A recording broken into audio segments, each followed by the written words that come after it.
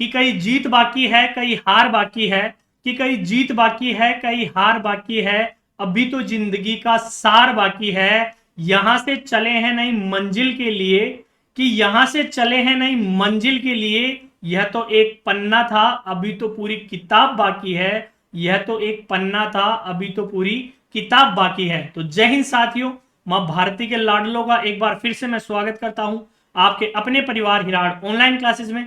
तो हम उम्मीद करते हैं कि आप सभी सकुशल होंगे और जो आर्मी के पेपर चल रहे हैं वो आपके बहुत ही बेहतरीन चल रहे होंगे, क्योंकि आर्मी का जो एग्जाम का पैटर्न है, पेपर का पैटर्न है, वो बहुत ही सिंपल है। बच्चे 45 से 47 तक क्वेश्चन सही करके आ रहे हैं, बहुत से बच्चे तो 49 क्वेश्चन करके आ रहे हैं। तो ये बताता है कि पेपर का पैटर्न कितना लो है और क्वेश्चन कितने अच्छे से पूछे जा रहे हैं, और इससे पता चलता है कि आपकी तैयारी भी कितनी बेहतरीन ढंग से हो रखी है। तो जिन बच्चों के होने वाले शिफ्टों में पेपर है, हमारी तरफ से उन्हें बहुत बहुत शुभकामनाएं, ठीक है। और जिनका पेपर हो चुका है वो अब क्या करना है, उनको अपने फिजिकल की तैयारी को पूरे जोश और जुनून के साथ स्टार्ट कर दीजिए, क्योंकि पेपर आपके अच्छे हो रहे हैं तो अब आपको फिजिकल के अंदर भी दम दिखाना है, ठीक है। तो एक बार फिर से हम आपके सामने हाजिर हुए हैं एक नई क्लास के साथ, जिसमें कि हम एनालिसिस करेंगे 21 अप्रैल में जो पहले शिफ्ट के अंदर साइंस और मैथ के जो क्वेश्चन आए हैं टॉपिक वाइज, उनका हम क्या करेंगे, एनालिसिस करेंगे। इससे पहले भी जो हमने क्लासेस ली थी उसमें टॉपिक वाइज एनालिसिस करा था, और मैंने आपको बताया था कि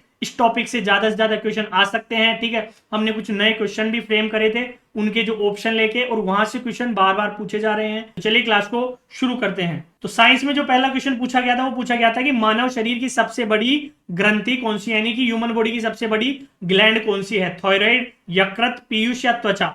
तो इनमें से जो राइट आंसर हो जाएगा वो क्या हो जाएगा, यकृत हो जाएगा। क्या हो जाएगा, यकृत। अब देखिए इसे क्या कहते हैं, इसे जिगर भी कहते हैं, ठीक है। यकृत को क्या कहते हैं, जिगर भी कहते हैं, ठीक है। इसे क्या कहते हैं, इसे लीवर भी कहा जाता है। क्या कहा जाता है, लीवर भी कहा जाता है। इसे कलेजा भी कहा जाता है, ठीक है। क्या कहा जाता है, कलेजा भी कहा जाता है। तो ये चार नाम है किसके, यकृत के, यानी कि यकृत, जिगर, लीवर या कलेजा, वो क्या है, एक ही होता है। तुम्हारा राइट आंसर हो जाएगा यकृत। इसके अलावा हम बात करें थायराइड की, देखिए इंपॉर्टेंट है ये थायराइड। तो ये क्या है, ये क्या है, मानव शरीर की सबसे बड़ी अंतःस्रावी ग्रंथि है, यानी कि सबसे बड़ी एंडोक्राइन ग्लैंड है। क्या है, सबसे बड़ी अंतःस्रावी ग्रंथि है, ठीक है। तो ये आपके आने वाले जो शिफ्टों में एग्जाम है उसके लिए इंपॉर्टेंट है, सबसे बड़ी अंतःस्रावी, ठीक है, अंतःस्रावी ग्रंथि। तो पूछ ले आपसे कि सबसे बड़ी अंतःस्रावी ग्रंथि कौन सी है, तो वो क्या है, थायराइड है, ठीक है। इसके अलावा हम बात करें पीयूष की, तो पीयूष को क्या कहते हैं, मास्टर ग्लैंड भी कहा जाता है। क्या कहा जाता है इसे, मास्टर ग्लैंड कहा जाता है, ठीक है।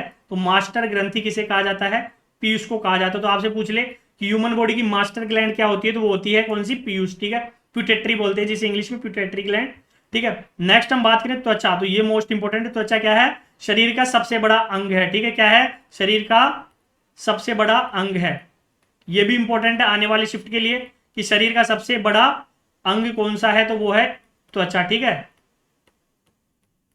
तो यहां से देखिए 3 क्वेश्चन और तैयार हो गए आपके, एक क्वेश्चन के साथ 3 नए क्वेश्चन और तैयार हो चुके हैं, ठीक है।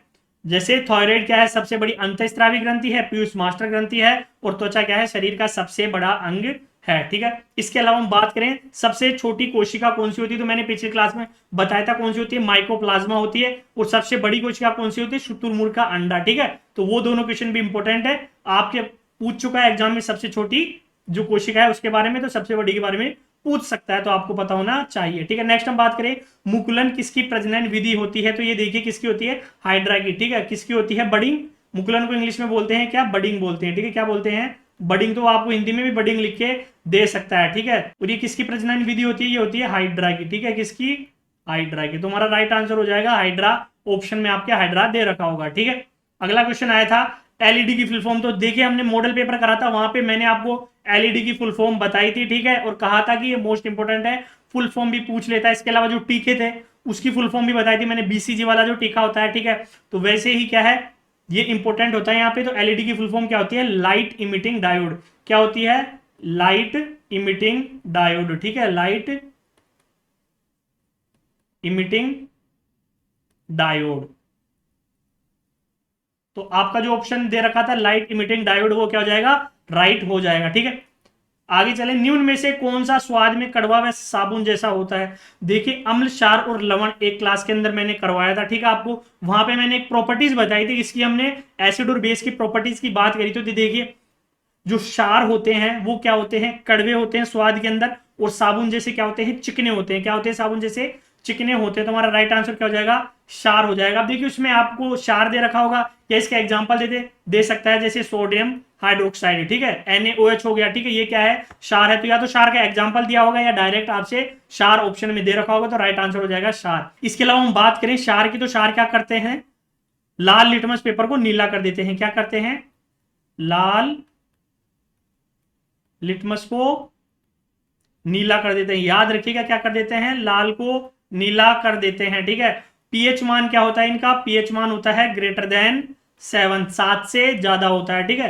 तो ये दो इंपॉर्टेंट प्रॉपर्टीज और होती है इनकी बेस की। हम बात करें लवण की, तो ये स्वाद में क्या होते हैं, खट्टे होते हैं। क्या होते हैं, स्वाद में खट्टे होते हैं, ठीक है। इसके अलावा ये क्या करते हैं, नीले लिटमस को लाल कर देते हैं, ठीक है। क्या करते हैं, नीले लिटमस को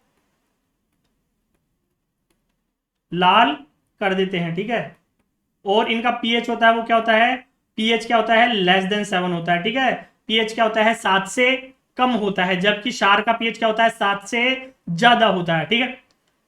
अगला देखिए, अगला क्वेश्चन पूछा गया था लैक्टिक अम्ल किस में पाया जाता है। तो मैंने आपको पिछली क्लास में भी सारे अम्ल कराए थे, एक टेबल भी दी थी, और फिर से बोल रहा हूं अम्ल वाले बहुत इंपॉर्टेंट है। जितने भी अम्ल है रट्टा मार लीजिए, जिनके आने वाले शिफ्ट में पेपर है, यहां से 100% हर शिफ्ट के अंदर क्वेश्चन पूछा जा रहा है। तो लैक्टिक अम्ल किस में होता है, तो हमने बात करी थी खट्टे दूध या दही के अंदर क्या होता है, लैक्टिक अम्ल होता है। इसके अलावा हम बात करें इमली में कौन सा होता है, इमली में होता है टार्ट्रिक अम्ल। कौन सा होता है, इमली के अंदर टार्ट्रिक अम्ल होता है।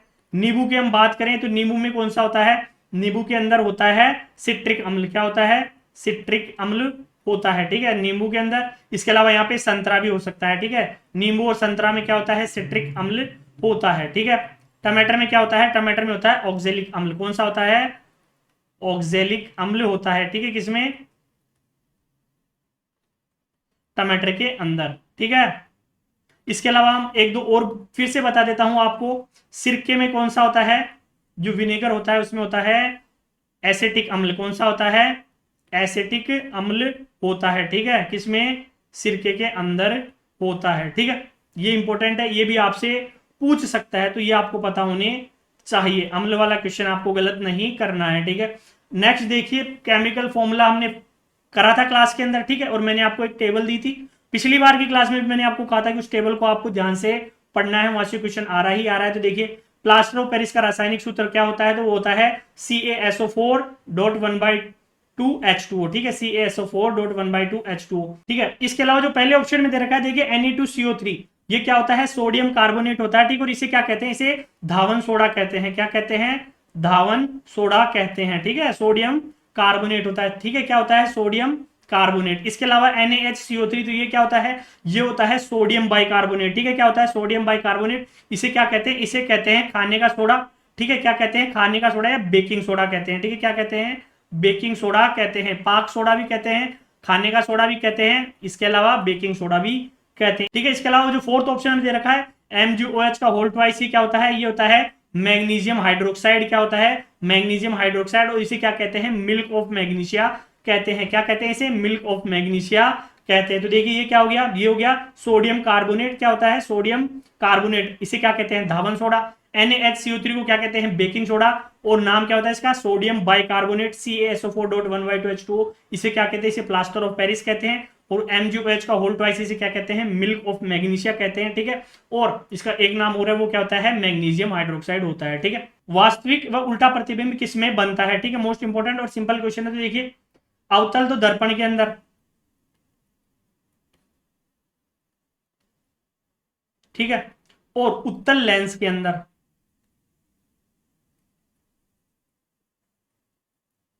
और उत्तल लेंस के अंदर। तो ये आपके ऑप्शन पे डिपेंड करता है कि आपको ऑप्शन में क्या दिया था। अवतल दर्पण यानी कि कॉनकेव तो मिरर हो गया, और कॉन्वेक्स लेंस, ठीक है। वास्तविक उल्टा प्रतिबिंब किसमें होता है, कॉनकेव मिरर के अंदर और कॉन्वेक्स लेंस के अंदर। तो इनमें से ऑप्शन में आपके क्या दे रखा था, ठीक है। तो वो क्वेश्चन तो हो गए किसके, साइंस के। अब हम बात करेंगे मैथ के। बहुत ही प्यारे प्यारे क्वेश्चन आपसे पूछे थे, बहुत ही इजी लेवल के क्वेश्चन, बेसिक लेवल के क्वेश्चन, ठीक है। बेसिक मैथ पूछ रहा है वो, आपको कोई लेवल की नहीं पूछ रहा। बेसिक, जिनको बेसिक से पढ़ा है, बेसिक क्लियर है, वो आराम से इन क्वेश्चंस को कर सकते हैं। और मैथ में बच्चों के सबसे ज्यादा स्कोर हो रहा है। मैथ में आपको डरने की, जिनके नेक्स्ट शिफ्ट में पेपर है, उनको डरने की कोई जरूरत नहीं है। बहुत ही सिंपल क्वेश्चन आपके पूछे जा रहे हैं मैथ के अंदर, ठीक है। तो देखिए पहला क्वेश्चन आया है साधारण ब्याज का। उस दिन मैंने आपको टॉपिक लिखवाए थे 5 या 6 टॉपिक, उनमें से देखिए आज भी हम फिर बात करेंगे तो टॉपिक वाइज वही टॉपिक अभी चल रहे हैं, ठीक है। उनमें से बार बार और क्वेश्चन पूछे जा रहे हैं। तो उसमें सबसे पहले जो हमने टॉपिक लिखा था वो लिखा था साधारण ब्याज का, कि इसमें बार बार क्वेश्चन पूछ रहा है। ये लीजिए फिर क्वेश्चन आ गया कि 4,000 की धनराशि का 10% वार्षिक साधारण ब्याज दर से 2 वर्ष का ब्याज क्या होगा। तो देखिए 10% है साधारण ब्याज है, 2 साल के लिए कितना हो जाएगा, 20% हो जाएगा, ठीक है। क्या हो जाएगा, 20% हो जाएगा। तो 4,000 का क्या निकालना है हमें, 20% निकालना है। तो 20/100 लिखेंगे। मैंने आपको कहा था, हर बार बोल रहा हूं कि हर बार परसेंटेज को फ्रैक्शन में चेंज नहीं करना है। यहाँ पे देखिए 4,000 में 3 जीरो, तो बटा 100 लिख के हम क्या करेंगे, डायरेक्ट 2 जीरो से 2 जीरो उड़ा डालेंगे, ठीक है। 40 इंटू करेंगे 20, तो कितना हो जाएगा 800, कितना हो जाएगा 800। तो 800 रुपए क्या हो जाएगा उसका, 4,000 का 10% वार्षिक ब्याज दर से 2 साल का ब्याज हो जाएगा। तो 800 आपका राइट आंसर हो जाएगा। कौन से ऑप्शन में दे रखा होगा, उम्मीद करते हैं कि आपने गलत नहीं करा होगा, इसका आंसर बिल्कुल सही लगाया होगा, ठीक है। नेक्स्ट हम बात करेंगे, यदि एक वर्ग के विकर्ण की लंबाई 10√2 मीटर है तो वर्ग का क्षेत्रफल क्या होगा, वर्ग का क्षेत्रफल क्या होगा, ठीक है। बहुत ही सिंपल क्वेश्चन है। उस दिन की क्लास में हमने एक क्वेश्चन करा था, वहां पे उसने क्या पूछा था, वर्ग, वर्ग का क्या पूछा था, विकर्ण पूछा था। तो मैंने आपको सूत्र बताया था कि वर्ग का विकर्ण होता है, उसका सूत्र क्या होता है, जो वर्ग का विकर्ण होता है, 2 फॉर्मूले से करेंगे हम इसको, ठीक है। वर्ग का विकर्ण का सूत्र होता है a√2। क्या होता है, a√2, जहां पे a क्या होती है, ये होती है भुजा। क्या होती है, वर्ग की भुजा होती है, ठीक है। इससे अगर हम कंपैरिजन करें तो वर्ग का विकर्ण कितना होता है, a√2 होता है। दे कितना रखा हमें, 10√2 मीटर दे रखा। √2 से √2 कट जाएगा, यहां से वर्ग की भुजा क्या आ जाएगी, 10 मीटर आ जाएगी। क्या आ जाएगी, वर्ग की भुजा 10 मीटर आ जाएगी। अब आपको पता है वर्ग का क्षेत्रफल क्या होता है, बोलेंगे सर क्षेत्रफल होता है a², ठीक है। क्या होता है,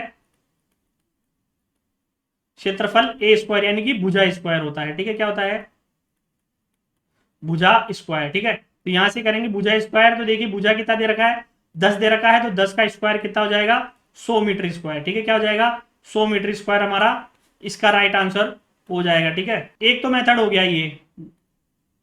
एक मेथड की और बात कर लेते हैं यहाँ पे, कि एक मेथड और होता है, वो क्या होता है कि जब आपको विकर्ण दे रखे और क्षेत्रफल पूछे, तो क्षेत्रफल का अगर डायरेक्ट फॉर्मूले की हम बात करें तो क्या होता है क्षेत्रफल का, जब क्या दे रखा हो आपको, विकर्ण दे रखा हो, ठीक है, तो होता है विकर्ण का स्क्वायर बटा 2।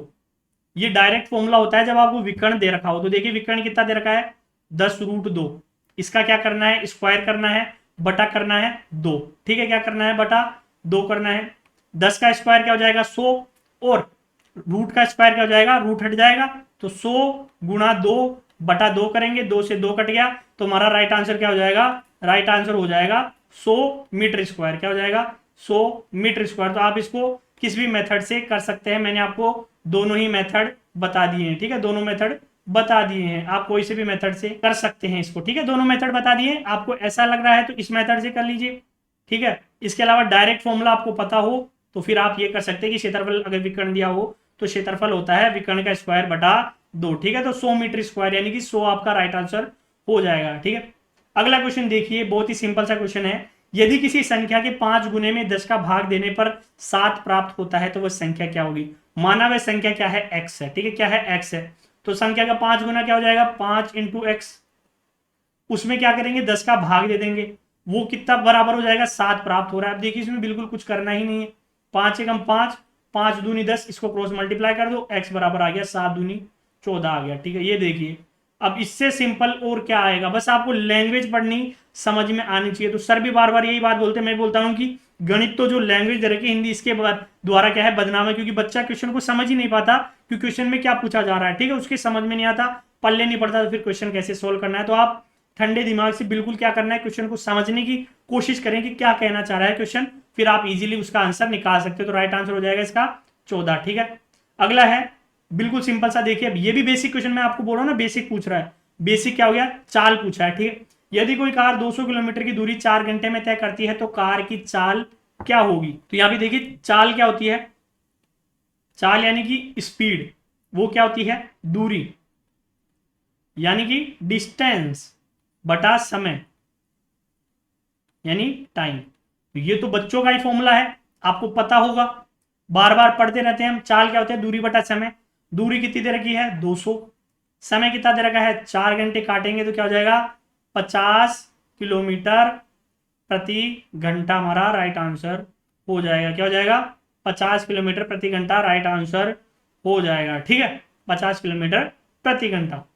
अगला क्वेश्चन देखते हैं। अगला क्वेश्चन देखिए फिर से परसेंटेज का आगे, 250 का 8%, तो 250 इंटू, अब देखिए इसको आप अगर करना चाहें तो ऐसे भी कर सकते हैं, 8/100, एक जीरो से एक जीरो काट दीजिए, 5 दूनी 10, पचम 25, 2 एकम 2, 2 चौके 8, 5 चौके 20 आपका राइट आंसर हो जाएगा। क्या हो जाएगा, 20 आपका राइट आंसर हो जाएगा। ऐसे भी कर सकते हैं क्या कि 4% कितना होता है, बोले सर 1/25 होता है, ठीक है। तो 8% कितना हो जाएगा, बोले सर 2/25, कितना हो जाएगा, 2/25 हो जाएगा, ठीक है। तो हमें क्या करना है, हमें निकालना है 250 का 2/25, तो 250 गुणा 2/25 करेंगे, ये कट जाएगा कितनी बार, 10 बार, 10 दूना 20, ठीक है। तो आप इसको कैसे भी निकाल सकते हैं, फ्रैक्शन में लिख के भी निकाल सकते हैं, बिना फ्रैक्शन में लिखे भी आप इसको सोल्व कर सकते हैं, ठीक है। आपकी जैसे मर्जी पड़े आप वैसे इस क्वेश्चन को क्या कर सकते हैं, सोल्व कर सकते हैं। बहुत ही सिंपल और प्यारा क्वेश्चन था बेसिक मैथ का। अगला देखिए, 8, 12, 20 का HCF क्या होगा, यानी कि इनका हाईएस्ट कॉमन फैक्टर क्या होगा, जिससे क्या हो, इनमें तीनों में पूरा पूरा भाग चले जाए, वो आपका क्या होगा, हाईएस्ट कॉमन फैक्टर क्या होगा, ठीक है।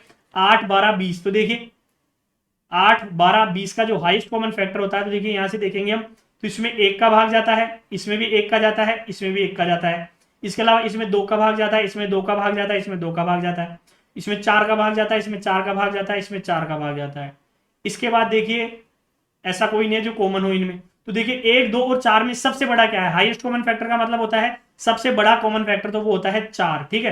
क्या है, 4, तो 4 क्या हो जाएगा इसका, HCF हो जाएगा, ठीक है। HCF क्या हो जाएगा, 4 हो जाएगा, यहां से 4 आ जाएगा HCF इसका, ठीक है।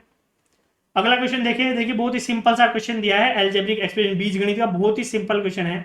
क्या कह रहा है हमें, x + 2y = 3 है, 2x + y = 6 हो तो y का मान क्या होगा। तो इसका देखिए दो मेथड होते हैं, एक तो क्या करेंगे, इनमें से एक को इक्वल करके, यानी कि किसी को मल्टीप्लाई करेंगे किसी भी एक इक्वेशन को और फिर सोल्व कर लेंगे माइनस करके। इसके अलावा इसको एक ऑप्शन के मेथड से भी सोल्व कर सकते हैं, बहुत ही सिंपल पड़ता है ऑप्शन का मेथड, लेकिन अब यहाँ पे हमें ऑप्शन पता नहीं है, तो हम क्या करेंगे, सेकंड फर्स्ट वाला लगाएंगे कि इक्वल करेंगे। तो देखिए यहाँ पे x है, यहाँ पे 2x है, तो फर्स्ट वाली इक्वेशन को हम 2 से मल्टीप्लाई कर लेते हैं, ठीक है। इसको क्या करेंगे, 2 से गुणा कर देंगे, तो ये जाएगा 2x + 2 × 4y = 6। सेकंड वाली को एज इट इज लिख लीजिए, 2x + y = 6। अब क्या करना है हमें, अब क्या करेंगे, इनको माइनस कर लेंगे, तो देखिए साइन क्या है, यहाँ प्लस है माइनस हो जाएगा, प्लस है माइनस हो जाएगा, प्लस है माइनस हो जाएगा, 2x से 2x कट गया, 6 से 6 कट गया, तो यहाँ पे क्या बच जाएगा, 4 में से y गया तो 3y = 0, इंप्लाइज दैट y की वैल्यू क्या आ जाएगी, 0 आ जाएगी, ठीक है। y की वैल्यू क्या आ जाएगी, 0 आ जाएगी। तो हमें y की वैल्यू पूछी थी वो जाएगी 0, x की निकालने की जरूरत नहीं है क्योंकि x पूछा ही नहीं है, ठीक है। पूछा भी होता तो किसी भी एक इक्वेशन में y = 0, तो यहाँ पे y = 0 रखेंगे तो 2x = 6, तो यहाँ से x की वैल्यू भी कितनी आ जाएगी, 3। वैसे आपको निकालना नहीं है, अगर पूछ लिया हो तो x = 3 हो जाएगा, ठीक है।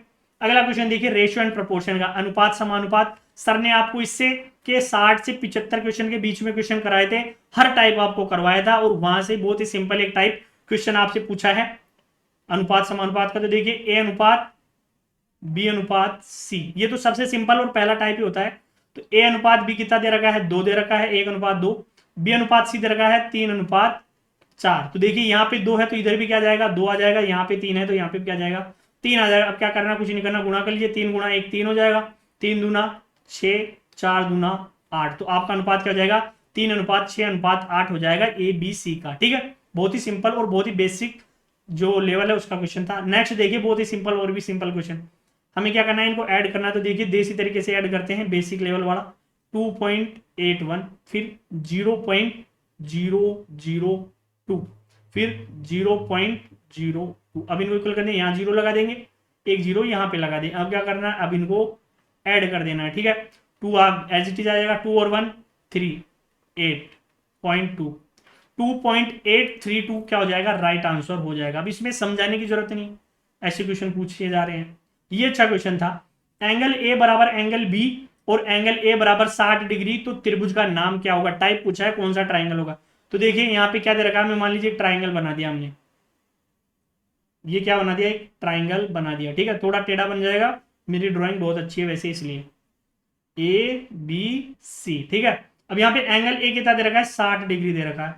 अब वो एक प्रॉपर्टी बोल रहा है कि एंगल ए बराबर एंगल बी है, यानी कि बी भी क्या हो जाएगा, 60 डिग्री हो जाएगा, ठीक है। ये यहाँ पे क्वेश्चन में दे रखा है कि एंगल ए 60 डिग्री का है और एंगल ए और बी बराबर है। अब हमें एक प्रॉपर्टी पता है कि इसके ट्राइंगल की, कि angle A plus angle B plus angle C कितनी होती है, 180 डिग्री। त्रिभुज के तीनों कोणों का योग कितना होता है, 180 डिग्री होता है, ठीक है। तीनों कोणों का, आंतरिक कोणों का योग कितना होता है, 180 डिग्री होता है। तो यहां से हम देखेंगे ए कितना दे रखा है, 60 डिग्री, बी कितना दे रखा है, 60 डिग्री, सी क्या करेंगे हम निकाल लेंगे, बराबर है 180 डिग्री के। तो यहां से एंगल सी कितना हो जाएगा, 60 और 60 120, 180 में से 120 घटाए तो 60 डिग्री। तो यहाँ पे देखिए तीनों कोण किसके होंगे, 60-60 डिग्री को। अगर तीनों कोण क्या है, समान है, तो वो कौन सा त्रिभुज होता है, समबाहु त्रिभुज होता है। कौन सा होता है, समबाहु त्रिभुज होता है। तो राइट आंसर हो जाएगा समबाहु त्रिभुज, आपका राइट आंसर हो जाएगा। देखिए बहुत ही बेसिक क्वेश्चन पूछा था, सिंपल सा क्वेश्चन था, ठीक है। तो समबाहु त्रिभुज राइट आंसर हो जाएगा। अगला क्वेश्चन है a माइनस बी का क्यूब। पिछली क्लास में भी मैंने आपको कहा था कि जो आइडेंटिटीज है और जो मैंने टेबल दी है आपको 10 से 12 की, उसको याद कर लीजिए। स्क्वायर क्यूब बहुत इंपॉर्टेंट है, डायरेक्ट क्वेश्चन पूछा गया है। a माइनस बी क्यूब, तो क्या होता है a माइनस बी क्यूब, ये होता है a cube minus B cube minus 3ab a minus B, ठीक है। ये तो या तो ऑप्शन में आपको ये दे रखा होगा, इसके अलावा उसने थोड़ा ट्विस्ट करके ऑप्शन ऐसे लिख दिया होगा क्या, कि a cube minus B cube minus 3a square B plus 3ab square, ठीक है। तो ये दोनों चीज क्या है, सेम है। यहां से उसने क्या करा है, माइनस 3ab हम क्या कर लेंगे, बाहर निकाल लेंगे, तो वो a माइनस बी आ जाएगा। तो इनमें से कैसे भी आपको ऑप्शन में ऑप्शन दे सकता है, घुमाने के लिए ऑप्शन थोड़ा इधर उधर करके, दोनों में से कोई सा भी ऑप्शन देगा वो राइट आंसर हो जाएगा, ठीक है। इसके अलावा स्क्वायर का आपको पता ही होगा, ठीक है। नेक्स्ट है समपूरक कोणों का योग होता है। तो देखिए पूरक और समपूरक, ये भी बार बार क्वेश्चन पूछ रहा था, उस दिन भी मैंने आपको बताया था। समपूरक का मतलब तो क्या होता है, कोणों का योग कितना हो, 180 डिग्री हो। पूरक का मतलब क्या होता है, पूरक का मतलब होता है कोणों का योग कितना हो, 90 डिग्री हो, ठीक है। पूरक कोण जिनका कोणों का योग कितना हो, 90 डिग्री हो, और संपूरक कोण जिन कोणों का योग क्या हो, 180 डिग्री हो, ठीक है। अगला है घन की भुजा 6 मीटर है, तो घन का पृष्ठीय क्षेत्रफल क्या होगा। तो देखिए घन का क्षेत्रफल क्या होता है, हम बात करें एरिया ऑफ क्यूब, तो घन का क्षेत्रफल वो होता है 6a स्क्वायर। क्या होता है, 6a स्क्वायर, यानी कि 6 इंटू भुजा स्क्वायर, ठीक है। ठीक है, यहाँ पे a क्या होता है, भुजा होता है, तो इसे ऐसे भी लिख सकते हैं 6 गुणा भुजा का स्क्वायर, ठीक है, भुजा का स्क्वायर। तो यहाँ पे देखिए भुजा क्या दे रखी है, 6 मीटर दे रखी है, तो यहाँ से हम करेंगे 6 गुणा 6 का स्क्वायर। अब देखिए बार बार मैं बोलता हूं कि आपको घन और वर्ग पता होनी चाहिए। देखिए क्या हो जाएगा, 6 का घन हो गया, और 6 का घन कितना होता है, 216, तो 216 मीटर स्क्वायर डायरेक्ट आपका राइट आंसर हो जाएगा, क्या, 216 मीटर स्क्वायर, ठीक है। अगला क्वेश्चन देखिए, दो संख्याओं का योगफल 51 है, पहली संख्या दूसरी संख्या की दुगनी है, तो बड़ी संख्या क्या होगी। देखिए इसमें भी लैंग्वेज का ही है, बाकी कुछ नहीं है। ये दो संख्याएं हैं, मान लीजिए ये पहली संख्या है, ये दूसरी संख्या है। अब वो क्या बोल रहा है कि पहली संख्या दूसरी संख्या की दुगनी है, यानी कि अगर ये 2 है तो ये 1 है, ठीक है। पहली संख्या क्या है, दूसरी संख्या की दुगनी है, तो ये 1 है तो ये 2 है। अब ये देखिए ये किस में है, अभी अनुपात में है, किस में है, अनुपात में। तो यहां से हम क्या लिख सकते हैं कि 2 और 1 3 अनुपात किसके बराबर हो गया, 51 के बराबर हो गया। दोनों का योग अनुपात कितने में हो गया, 3 अनुपात में। तो 1 अनुपात की वैल्यू क्या हो जाएगी, यहाँ से 17 आ जाएगी। बड़ी कौन सी होगी, 2 अनुपात वाली, यानी कि ये कितनी हो जाएगी, इसको गुणा करेंगे 17 से तो ये हो जाएगी 34, ये हो जाएगी 17, तो राइट आंसर हो जाएगा हमारा 34। तो बहुत ही सिंपल क्वेश्चन था।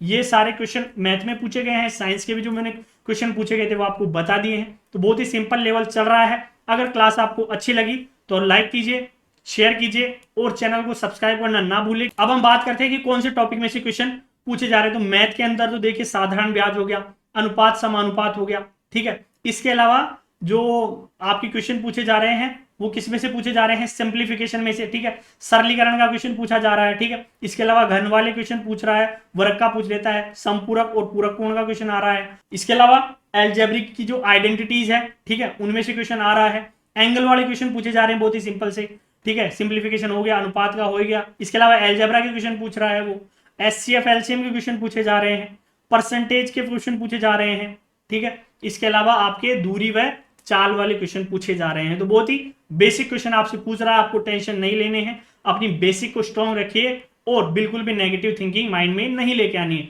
तो मिलते हैं नेक्स्ट क्लास में कुछ और क्वेश्चन के एनालिसिस के, जो नेक्स्ट शिफ्ट में पूछे जाएंगे। तब तक के लिए हंसते रहिए, मुस्कुराते रहिए और अपनी तैयारी को ऐसे ही कंटिन्यू करते रहिए, ज्यादा से ज्यादा क्वेश्चन की प्रैक्टिस करते रहिए। जय हिंद, जय भारत।